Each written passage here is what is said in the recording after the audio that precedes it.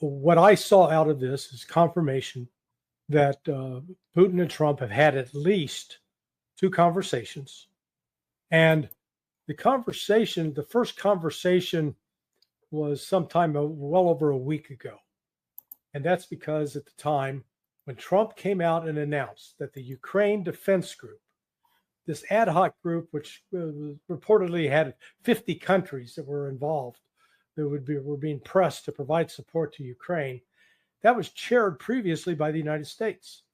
So a week ago, Sunday, the word went out from Trump that we're going to ask the UK. The UK has been asked to take over the chair of that. Oh, what an honor. The UK gets to be in charge. That was then followed up on Sunday with a conversation that Mike Waltz, the National Security Advisor, had on one of the Sunday talk shows, and saying that going forward, the security of Ukraine was Europe's responsibility, Europe's problem. We then had Trump come back with another comment saying, hey, there's no further military grants, freebies for Ukraine in the future. It's got to pay for it. $500 million in rare earth. It's about NATO supporting the war, using Ukraine as a proxy for a war with Russia. Russia wants the NATO war over. And we saw the United States today take significant steps to make that happen. So that's where we had these statements making it clear Trump was publicly pushing the United States out of being involved directly in the war with Ukraine, placing the onus entirely upon Europe. At least that's what it looked like. Well, today we got confirmation. So, Gary, but what did they do? Well, they supposedly would help transport the wounded volunteers, American volunteers who were wounded at the front, transfer them to hospitals in Germany. I'd be willing to bet dollars to donuts that part of their money, if not a significant portion, came from either USAID, USAID, or the CIA. And I think Russia knew this, and Russia made clear, no, we're not dealing with this guy. And Trump, without a word about Kellogg, said, here's the negotiating team. What Trump's exposing with using Elon Musk and this Doge effort, Department of Government Efficiency, is to start dramatically reducing what the United States is spending. The United States debt has just grown astronomically. Now, they've got a number of, call them gimmicks, that they're going to use to reduce that debt. One right now, apparently all the gold that the United States government has in vaults stored is valued at $40 an ounce. Well, all right, now gold's close to $3,000 an ounce. So when they revalue that and then bring and say, okay, here's our gold holdings, here's what we were actually worth, you'll see a dramatic reduction in the debt. And so with less debt, then they calculate that more people will want to borrow the U.S. dollar. Trump, at least in that regard, is, he's thinking more strategically about BRICS and what needs to be done with BRICS to prevent it from supplanting the U.S. dollar. So the United States doesn't have a strategy. That's why it lacks a clear strategy. Andrei Martyanov has written extensively about this. In his first book, now 8 years ago, Losing Military Supremacy. I recommend everybody read it because it's quite insightful.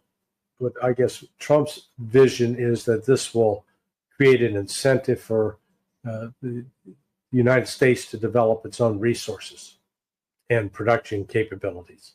The steel industry has gone away. So that's what Trump's trying to recapture with the tariffs. But in the process, he'll be damaging relationships with, ostensible allies. So it is it is a problem.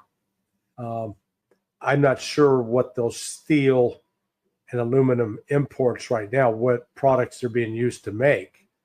And, but clearly if 25% more costly then yes, the products that that use that steel are going to be more expensive. Depends on what the item is. That it is a one-time tax. Is it a necessity or is it a luxury? And is it what they call price elastic? That means as the price goes up, do you buy less of it, or is it inelastic that if the price goes up, you got to have it anyway, so you're going to have to pay more. It's going to vary product to product. This is while I'm critical of Trump on his foreign policy front, one of the things that he has exposed in Washington, which is now relevant to what we're talking about here in Poland, is a tremendous amount of grift and theft. You got this one senator, Elizabeth Warren. They refer to her as Pocahontas or Hiawatha. Making fun of they took the name Hiawatha, which was an Indian name, and they attached lie as in liar to it, Hiawatha. She makes, her salary was like, as a member of Congress, is $200,000 a year, which is, that's a nice paycheck if you can get one. And yet during her time in the Senate, she's now worth like $10-12 million. The other day we learned that Samantha Power, her net worth is tripled. She's now worth like $30 million on a government salary. How are these people making all this money? And I guarantee you, there are politicians in Poland that have been enriched because they've supported this NATO effort to run weapons, whether it's, getting a payment in an envelope, whether being given payment directed to a business that they own or some member of their family owns. This has been corruption on a massive scale, but it's been a very profitable one for several companies. So the black budget is not, it just means it's not presented in public, but it's still, it is OMB knows exactly how much money the CIA is spending. And it's kept classified. And some of it may be hidden in activities in other departments, as we've seen, like with USIA. I wouldn't be surprised that a significant amount of the money that was being funneled through USIA was actually CIA money. So the CIA, they collect human intelligence. The State Department, through the embassies, they collect human intelligence, and they, it's put out in the form of State Department cables. It's a particular type of human intelligence. The Defense Intelligence Agency, they collect human intelligence. So those are the three main actors on the human intelligence front. I don't include FBI and DEA as intelligence outfits, even though they are sort of considered as part of the intelligence community, because they're law enforcement and information they obtain in the course of their work usually is protected and not shared in the way that intelligence information is, because it's going to be used in judicial proceedings. You have the National Geospatial, I forget the whole acronym, but it used to, it does overhead imagery, satellites. And this is tied into the National Reconnaissance Office organization, the NRO. So you've got what is signals collection from satellite as well as images. That's it. Okay. So you're really talking about 6 agencies maybe that actually generate real intelligence. So you got those 3. You've got CIA, state, DIA. You've got the National Security Agency, and the National Security Agency is basically vacuums up every electronic and means of communication, voicemails, text messages, phone calls, and intercepting the conversations of other people overseas, and puts that out. So that's another source of intelligence. Now here's Tulsi as the one of the duties is to oversee the production of the Presidential Daily Brief, the PDB. The Presidential Daily Brief used to be done exclusively at the CIA. CIA was king of that. And that's where, our friend Ray McGovern, he was one of the CIA PDB briefers. But now it's come under the DNI, and it's become more of an all-source intelligence product. So in the PDB, for example, you will now get intelligence information from the FBI or DEA that would be presented to the president that normally would not have been in the old PDB because it wasn't strictly intelligence. So to that extent, and, I spoke with my friend who, may become, he'll actually be overseeing the PDB. That would be one of his jobs. But I told him, I said, make sure Tulsi, now that she's confirmed, tomorrow morning, she ought to be the one delivering the Presidential Daily Brief to Donald Trump. Go down with, the actual briefers who've got the document, take it down, sit, explain it to him, walk him through it. Be in front of him every day, just from a bureaucratic one. Yeah, Trump says, yeah, we're going to own it. But then you press the details. Mr. President, who are you going? Where are you going to get the money? Oh, well, not us. The United States is not putting up any money for this. For the development and the rebuilding of Gaza, it's going to be other people. No U.S. money. Well, who's going to control it? How? So you're going to control it on the ground? U.S. troops? Nope. No U.S. troops on the ground. Okay, so this is a plan with no plan. There's no substance to it. It's like cotton candy. Appears to be this big puffy thing, but it's air and sugar. There's nothing you can bite into. And he can say the U.S. is going to own it. How does the U.S. own it? U.S. is not putting up any money. U.S. isn't putting any people there.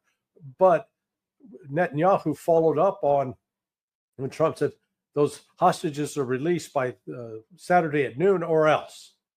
And so Netanyahu said, yeah, that's it. Or else, or we're going to restart military operations. Okay, go for it. Israel was unable to defeat Hamas in 15 months. They're not going to, another 15 months is not going to make it any better for them. But if they restart the war, you notice there have been no attacks by Hezbollah or the Houthis in the last 4 weeks. That will restart. And then Trump's going to find out that, he'll say, oh, we're going to send the aircraft. We're going to bomb those Houthis to hell. Good luck. Biden tried it. There are a surprising number of people here in the States that believe that Biden administration didn't really try to damage the Houthis.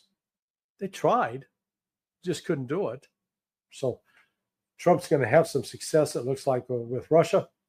But the policy, the only way he's going to get a deal done ultimately with Iran, it's going to have to work through Russia. And maybe that's possible.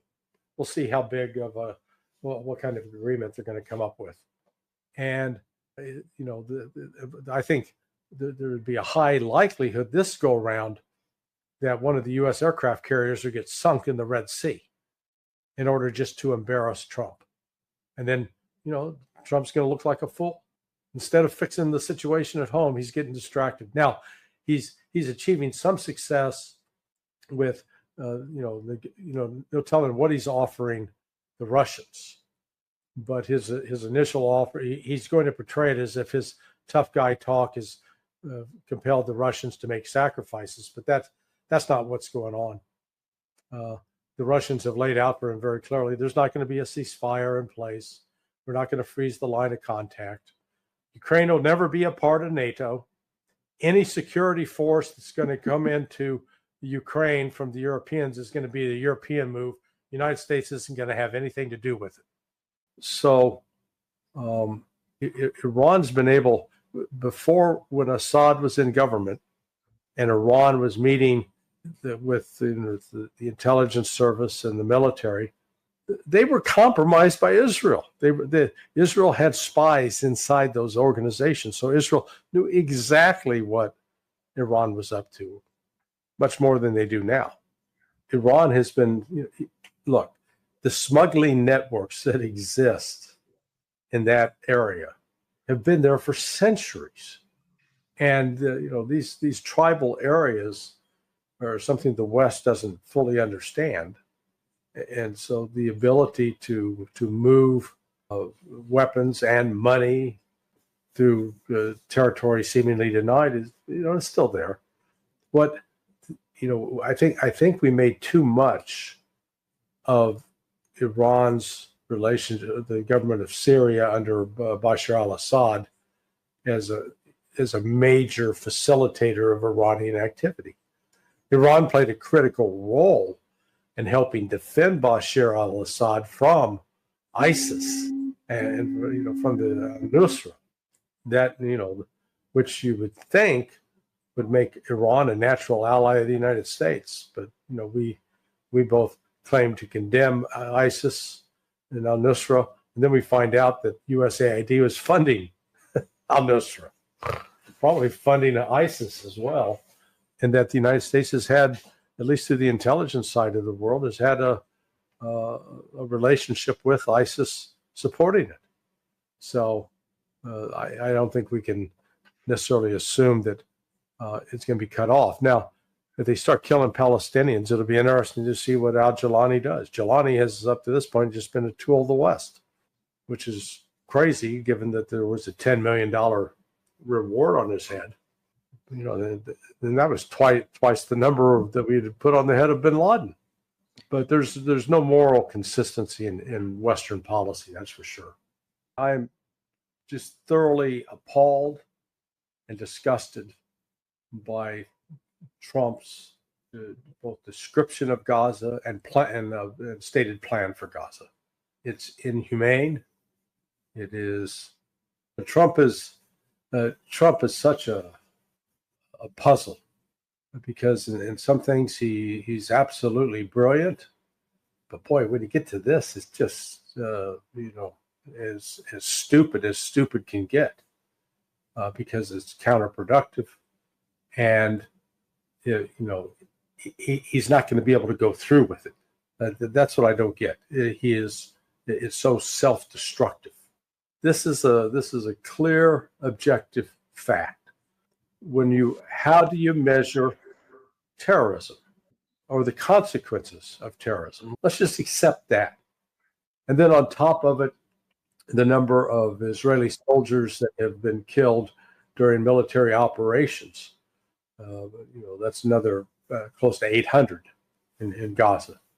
And then there have been that's Hamas. And beyond that, we haven't seen mass Israeli casualties, civilian casualties in Jerusalem, Tel Aviv, other settlements in Israel.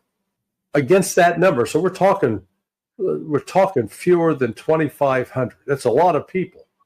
But the Israelis have murdered over 60,000, minimum 60,000.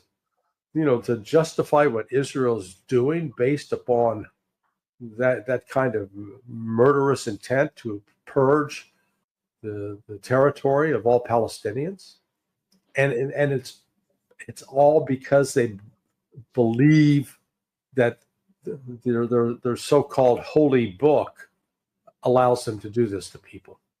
Again, this is another example of Trump making a demand that release them or else, or hell will rain down. What does he think they've been living with? And then the thing that I find so appalling is he describes this horrific situation the Gazans are in without taking any responsibility whatsoever for the United States having facilitated that by providing the bombs and giving Israel the green light to kill civilians. We did that. And, he acted like, and he intimated that this was all Hamas did this. Trump is, boy, what a stupid error this was.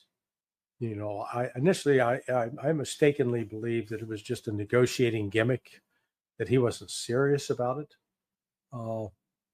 But he's basically endorsing completely the Zionist program of genocide. And disregarding, has no regard whatsoever for the Palestinians. He is in this alienating every Arab American that voted for him, believing that he would bring some even-handed justice to the Middle East. Instead, he's siding entirely with Netanyahu and with the Zionists to expel the Palestinians and blame the Palestinians for the destruction that has been visited upon them by the Israeli military using U.S. bombs, U.S. supplied bombs. I mean, if this, I can't call it funny because there's nothing funny or humorous about it, but it's so, but that's what he's wrought. I think the only way the United States and Iran would get onto a negotiating track would be if through the intervention of Russia. But then that brings up the issue that the United States and Russia got a lot to sort out first. So Iran, I think, is, they've listened to Trump's rhetoric, and even though Steve Witkoff reportedly tried to make some contacts and start talks, that the Iranians recognize right now the United States isn't to be trusted. But when you go through those statistics, even though the United States consistently says Iran's the number one sponsor of terrorism, it's not. The statistics just don't bear it out. How are you measuring that? You're measuring it in terms of groups carrying out attacks. Most of what are labeled as terrorist attacks in the world are carried out by Sunni groups, not Shia, and certainly not groups backed by Iran. And it is, I put up a piece last week at sonar21.com where I went back over the State Department's statistics for international terrorism, because every year by law, the State Department's Bureau of Counterterrorism is required to produce a report on terrorism. It used to be called Patterns of Global Terrorism. Now they call it Country Reports on Terrorism. And initially the collection of the data was done by the CIA. Initially, back in 20 years ago through the Terrorist Threat Integration Center, TTIC, and now it's supposed to be done, I think, through the Counter Terrorism Center, or the Counter Narcotics, the CMTC, whatever they call that.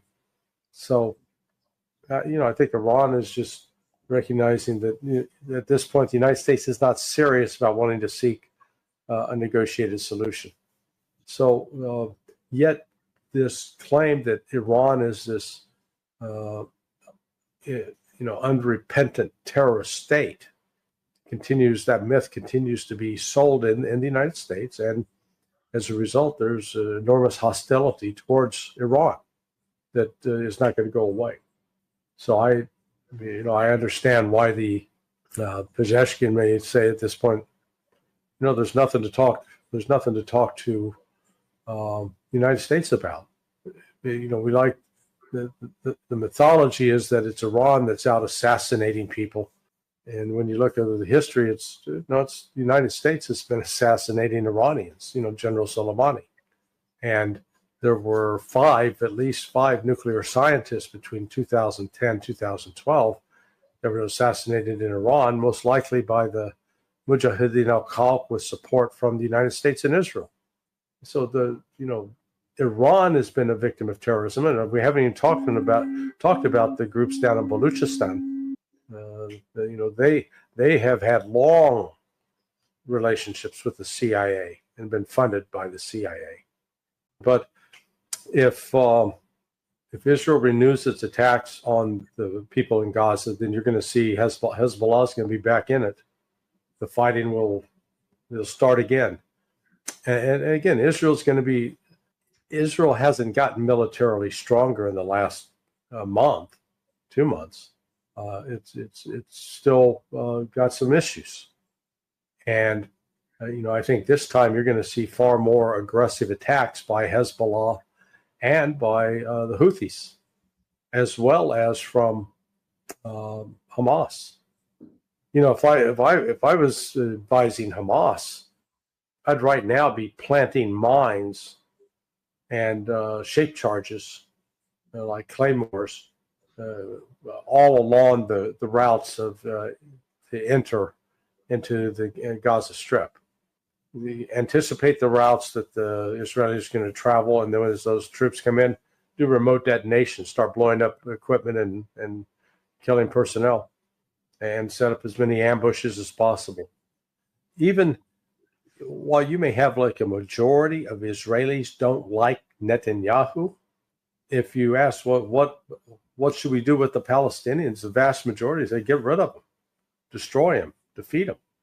There's no there are some within Israel who are seeking reconciliation, who are seeking, the joint projects that bring Jews and Arabs together, but they're not the majority, unfortunately. They're a minority. I mean, look at Turkey. Turkey continues to send oil to Israel to facilitate the flow of oil. And here's Turkey claiming to be, some vanguard of Islam. Yeah, the Turkey's a disgrace. So this is being allowed to happen just through the those who are in positions of power are doing everything they can right now to enable the death and disappearance of the Palestinian people. The Israelis are creating, they've created the hostility towards them. The Hamas is fine. They don't have the military might to inflict a complete military defeat on Israel, but they can cause Israel to bleed quite a bit. But it's remarkable how Hamas in particular has endured over the last 16 months. And 15 of those 16 months was in the face of intense attacks. And they appear to have come out stronger, not weaker. Netanyahu, regardless of his legal problems, they're gonna pursue this. They've got the green light from the United States to eliminate the Palestinian people. The problem with that is Israel's destroying itself in the course of destroying Palestinians. So they're gonna try to restart the war, and they keep talking about defeating Hamas. They're not going to defeat Hamas. The only way they'll defeat Hamas is if they kill every living being in Palestine. This is one where the West is complicit so far, or at least the United States is complicit. We're enabling it. And the political situation, if you take Netanyahu out of the picture, the Israelis aren't going to suddenly wake up and go, oh my God, yeah, hey, we can live in peace with our Palestinian brothers. The majority don't see it that way. And the settlers have been a real problem. They've decided to take the land in the West Bank, Judea and Samaria is what they're calling it. So this is not going to end well. This